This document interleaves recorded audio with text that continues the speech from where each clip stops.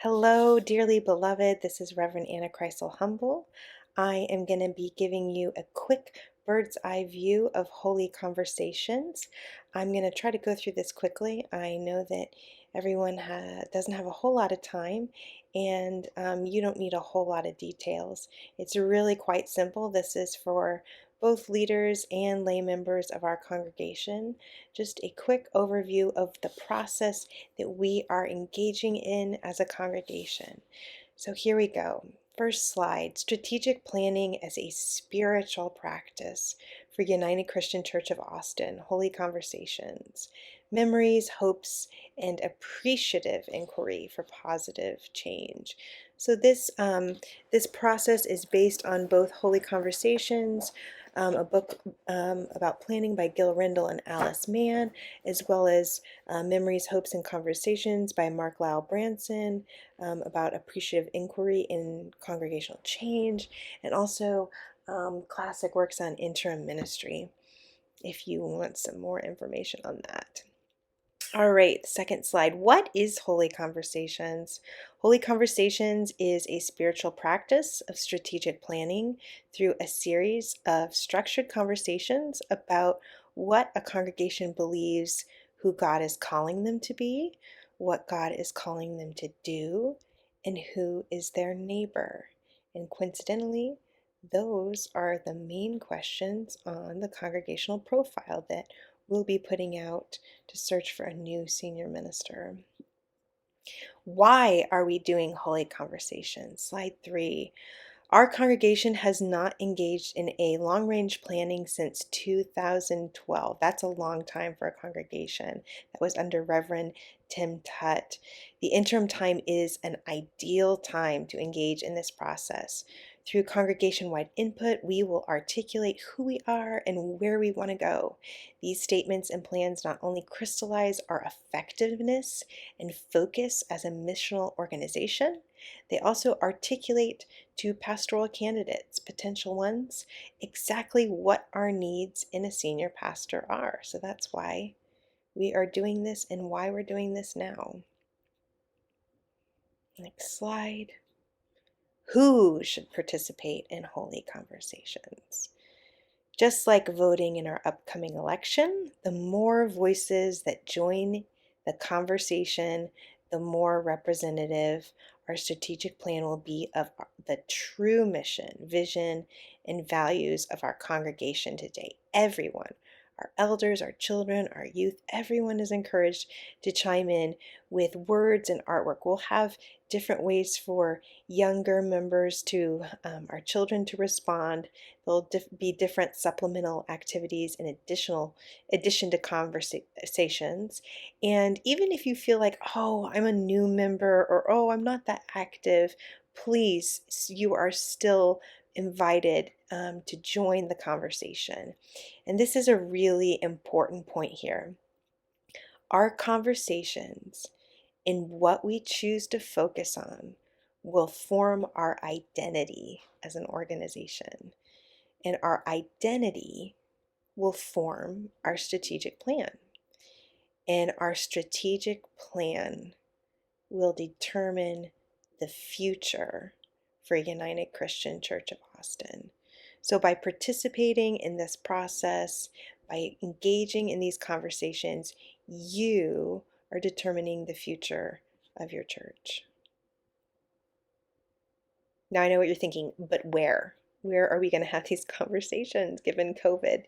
Yes, this does pose a bit of a complication, but it is still possible. And we know that you can do it. We've seen the amazing things that this congregation has done these past almost 6 months. So you can have a conversation with a friend by phone and fill out the form online at ucc.austin.org/Holy Conversations. You can do it in any of your church Zoom meetings, your personal Zoom meetings. You can do it in your family. Or if, we don't want it to be a barrier, if you are single, living alone, you can always just fill those forms out online.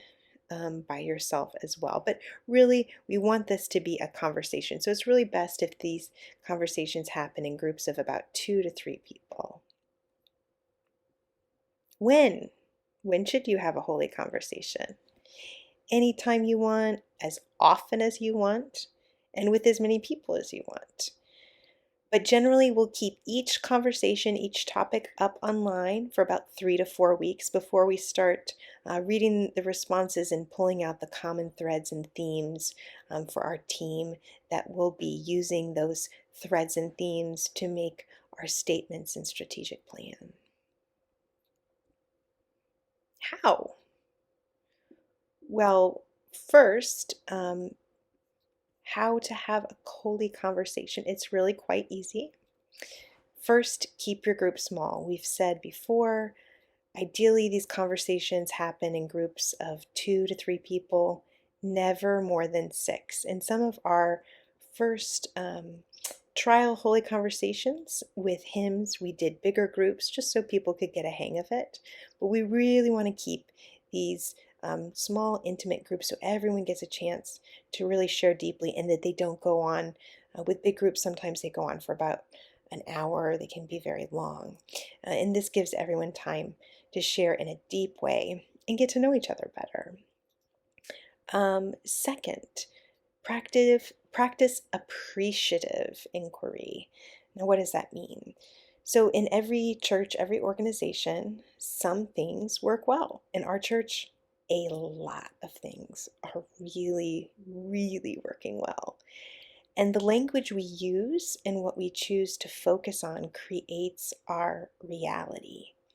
So we choose, therefore, to do our best to keep our conversations appreciative and focus on our strengths and successes. We have had many conversations about what's broken, what doesn't work. These are conversations about our joys, our strengths, and successes so we can build on those. Seek to listen. This process is not just about giving our input, casting our vote, giving our opinion. It is a conversation. It's about building community, creating a congregational culture through these conversations, through the storytelling and narrative, collaborating together on a future, and really learning from one another.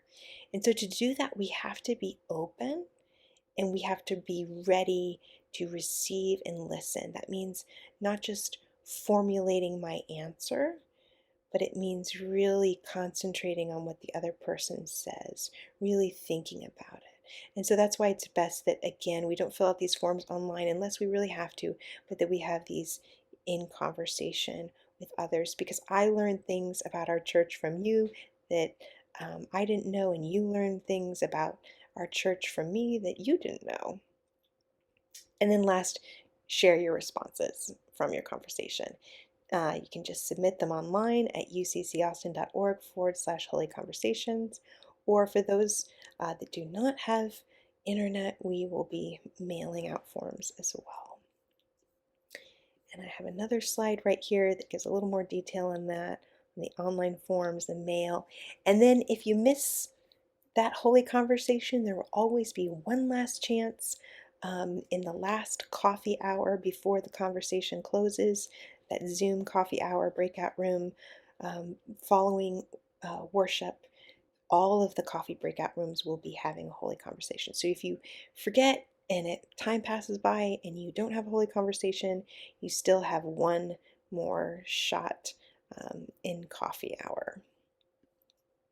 Topics. You're wondering, what are we going to talk about in these holy conversations? What are the conversations we're having? Well, you might have already had the first one. The first one is on theology. It was sort of our practice warm-up conversation. And the specific topic was, what are your favorite hymns? So I hope you got a chance to have that conversation. If not, you can go to uccaustin.org/hymns and have that conversation with a friend, family member. Call up your favorite church friend and have that conversation and submit it online. The next conversation is on church hymn history. giving Thanksgiving and sharing our memories. Even if you are a newer member of the church, sometimes your history, your stories are even more important because you tell these recent stories that we have glazed over, and and those stories are just as important. So, reflecting on your entire experience at our church, when is a time that you felt engaged, alive, or motivated? Who was involved? What did you do? How did it feel? And so let's tell these stories to each other, and that helps us build on our strengths, develop a congregational culture, and discover our identity. And identity is the next topic, so it builds on each other. The third conversation is on identity. Who are we today?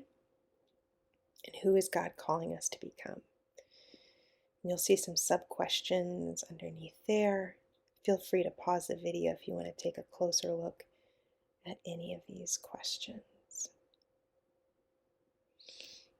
And last, our fourth conversation is on vision. Make 3 wishes for the future of our church. Describe what the church would look like if these wishes were to come true.